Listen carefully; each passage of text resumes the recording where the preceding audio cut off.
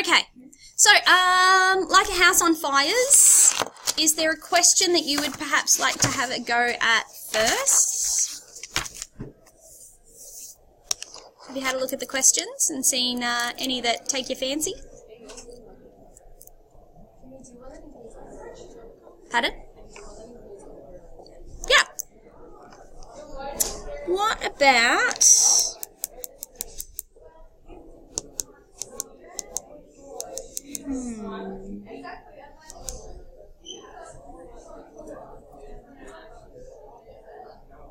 How about this one? How does Kennedy explore the chaos that unexpected events can have on people's lives? Yeah? So, how does... Damn it, I just lost it. Kennedy explore the chaos that unexpected events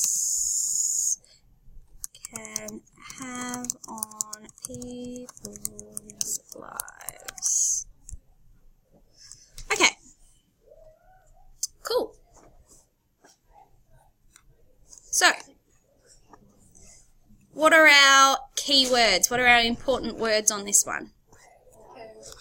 Chaos. Definitely. Chaos is a pretty powerful word. How? Good. How. How is important. How is important. How does Kennedy explore the chaos that unexpected events have on people's lives? Any other words that you kind of see as important? Yeah, something that they didn't plan for.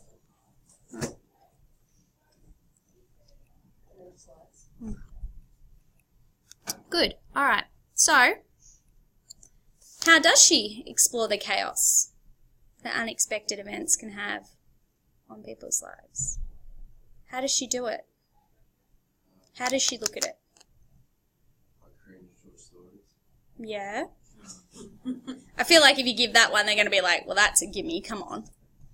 Yeah? Beautiful. It's all about the aftermath. We very rarely actually see the event of the unexpected event.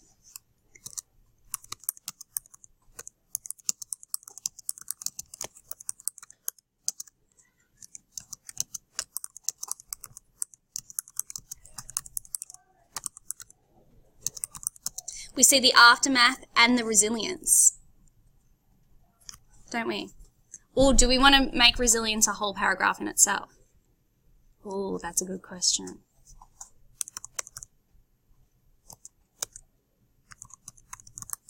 Okay.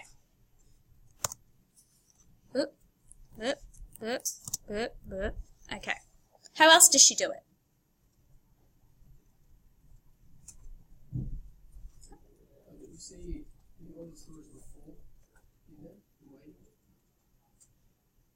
We do sometimes, yeah, we do sometimes get it, but very rarely. But if we don't see the event, we see the aftermath and resilience. If we see the before, why do we see the before?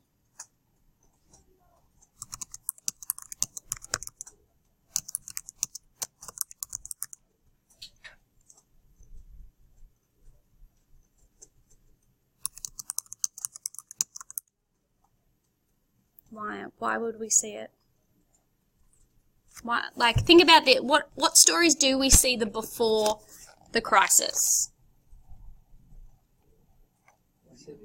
72 Derwents, waiting, tender. Yeah, because we think the crisis is going to be the cancer. Yeah.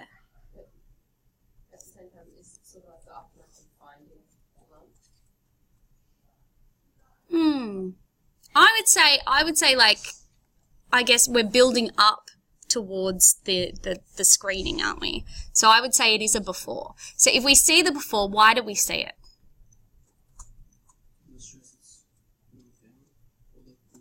Yeah, we see like the pain that it causes the family, the impending kind of doom of it, yeah.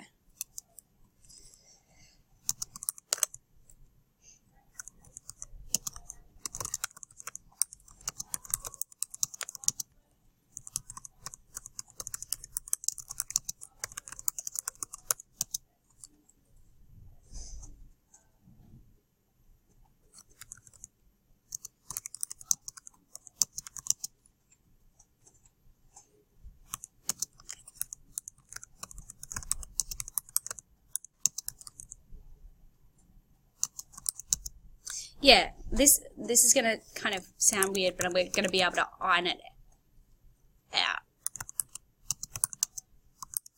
So we see the before, like the before the unexpected event. If we see it because Kennedy wants to acknowledge the pain that the lead up to a traumatic event can be traumatic in itself. So for instance, like the lead up to the Shane horrible, the actual lead up to that is as traumatic as the, you know, kind of unexpected event in itself. Okay. I love this. Okay, what else do we want to say? How does Kennedy explore the chaos? Do we maybe do a paragraph on why? Like, why does she show the chaos? Do you know what I mean? Like, the question is, how does Kennedy explore the chaos? And we've done 2 paragraphs answering that, and answering it really, really well. Do we maybe do a paragraph on why she explores the chaos of unexpected events? We anticipate that that's something that they would want us to discuss. Does that make sense? Because we've answered the question, and we've answered it well. And I feel like the 3rd paragraph is always where you're supposed to go. I see the question, and now I'm going to look at it from another angle. Yeah? Make sense? So, why does she? Why does she explore the chaos that unexpected events have on people's lives? Why does she do that? The word's already up there. Yeah, she wants to show how amazing ordinary people are. Remember when she came and talked to us? That's what she said. She said, I write these stories because I like to explore how people keep getting up the next day after something horrible has happened. How do they find that strength to keep going even though their life is chaos? Yeah? So why don't we do a paragraph on that?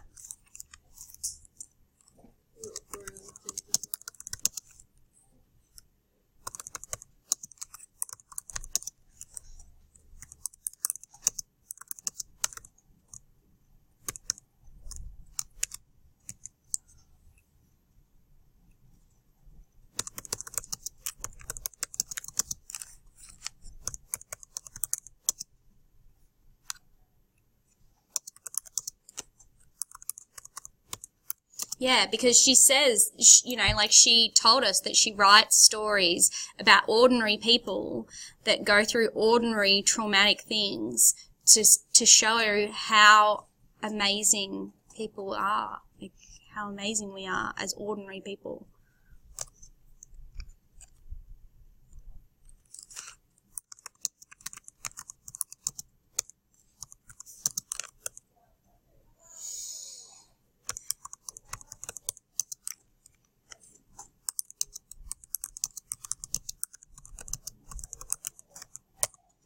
Cool. This is great. This is a really good essay. If you wrote this essay, I'd be really excited. I'd be like, yes, finally someone's like smashing it. After all the detritus that I'd probably have read before. That's pretty much how it works. I'm like, ugh, and then I get one good one. I'm like, yes, okay, yeah, now we're talking. Okay, so do we want to flesh that essay out a bit and kind of work out what kind of stories we'd use? Now, in terms of studying for Like a House, I would say know all of the stories, but devote yourself to, say, 6 to 8, that you're like, I know like the back of my hand that this is like. Because ultimately, you're not going to have to write about all of the stories. Right? Like, there's no chance you could write an essay on all of the stories. That's not a thing. But what I would do is I'd kind of go, right, these are the stories that I really connect with. I get the characters in it. I get their motivations. I get them, right? And I'd make sure that I had a bit of a spread. So I'd make sure that, like, I wasn't picking only motherhood stories. Or, like, only stories that are about, couple relationships or whatever, right? I'd make sure my stories had a bit of a cross-section so that I could pretty much cover anything. And I devote myself to those. And I just read them and read them and read them. Like, you know, like the guys that are doing Rear Window, they should be watching that at least a couple of times every week, right? I'd be doing the same with my 6 to 8. I would be reading them a couple of times every week and just knowing them. That it's like, I'm not even learning quotes because I just know them because I've read it so many times. It's just something I know. Like Simpsons quotes. You know, I've seen that episode so many times I can just comes to mind. Right? Does that make sense? So tell me, if we were doing this as my essay, what stories would you use for the first one? We don't see the event, we see the aftermath and the resilience. What would you talk about? Sorry, we'll take out the resilience because we're going to make that its own paragraph. Where are stories that we just see the aftermath? Cross country, good, yeah. Great one to do. Yep, because we literally only see her after she's dumped, yeah?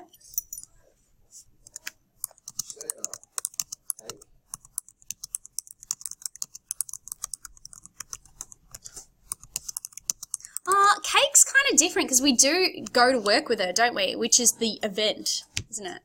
And it's not super unexpected either. Isn't the event is like they're having a child? And then we see after that. Are you talking about $5 Family? Waiting's the one about Cake. Cake is about. Yeah. Cake's the one about she goes back to work. Yeah. Yeah. And the event is having a kid.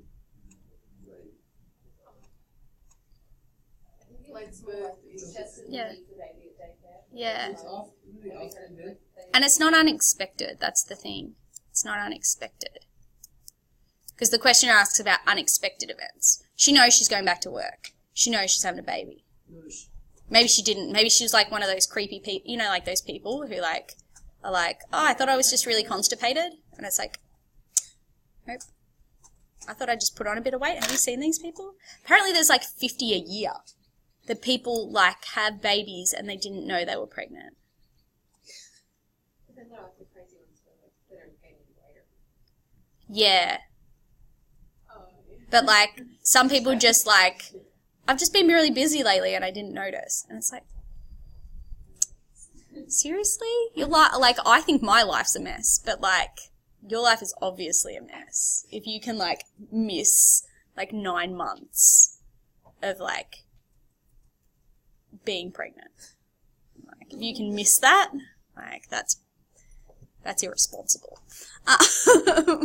Okay, hang on, cross country. We don't even see the relationship. We see only the grief of the breakup. Yeah, I feel like Cake, there's too many bits that go against the question. Like, it isn't an unexpected event, it is an expected event. And I feel like we do see the moment that she's in. Like, the build-up is the going to work.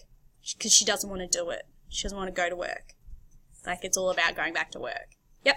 Isn't it more like she didn't realise how she would miss being away from the child? Yeah, you could say that.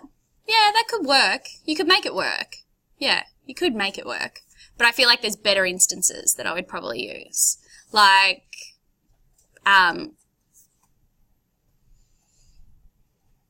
flexion. I'm doing it. Flexion. I think flexion works really well here. We see the aftermath, don't we? Like, we don't even see the tractor fall and him be in the accident. We only see the aftermath of the accident.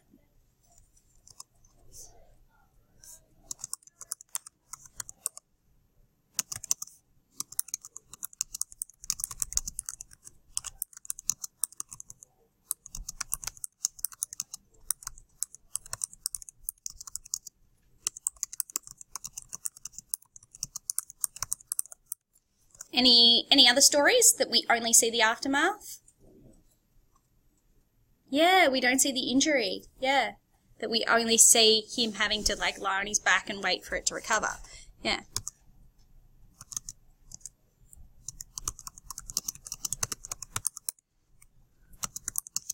Like a house on fire.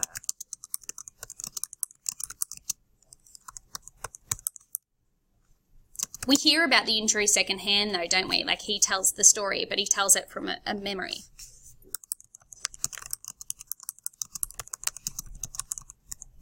Cool. Okay.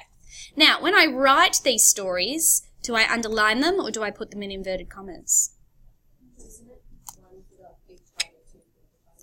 No, it's underline for the big title. So this, underline. For the short stories, inverted commas. Yeah. Yeah. So I did notice that there was still some people who were like, I don't know, so I'm just going to use both. Just going to throw all of my tricks at them, and I'm going to try and write in italics. Just for good measure. Okay? All right. 3, I think, is heaps. All right. So, what else can we do? If we see the before, we see it because Kennedy wants to acknowledge the pain that the pain that the lead up to a traumatic event can be traumatic in itself. Okay, so where do we see that? Where do we have someone where we do get the before, but we do it for a reason? 72.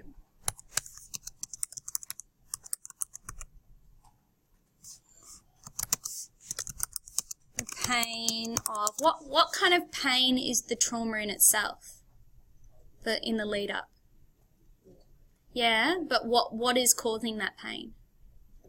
Yeah, well, it's not even. It's like grooming towards abuse. She never actually gets like sexually abused by Shane, but there is this grooming towards it. You know, he never actually assaults her. We just know, because we're adults reading the story, that that's where it's heading. Yeah.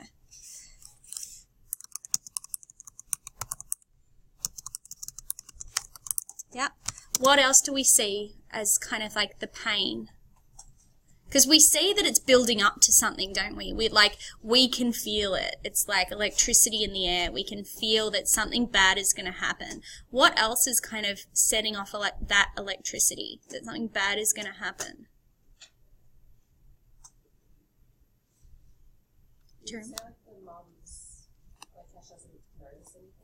Yeah, the lack of the lack of attention that the mum's paying. Yeah. Lack of attention mum is paying to the daughters. Also, we get a glimpse of, you know how there's that moment where Tyler has to stay home and not go to school because mum needs her to help, and then and it's the night before, and there's kind of elements where we go, is mum on drugs? Like, mum's acting irrationally and she's like, she doesn't seem herself. So there's like kind of connotations of mum perhaps losing her plot a little bit, like that mum's kind of fallen off the wagon.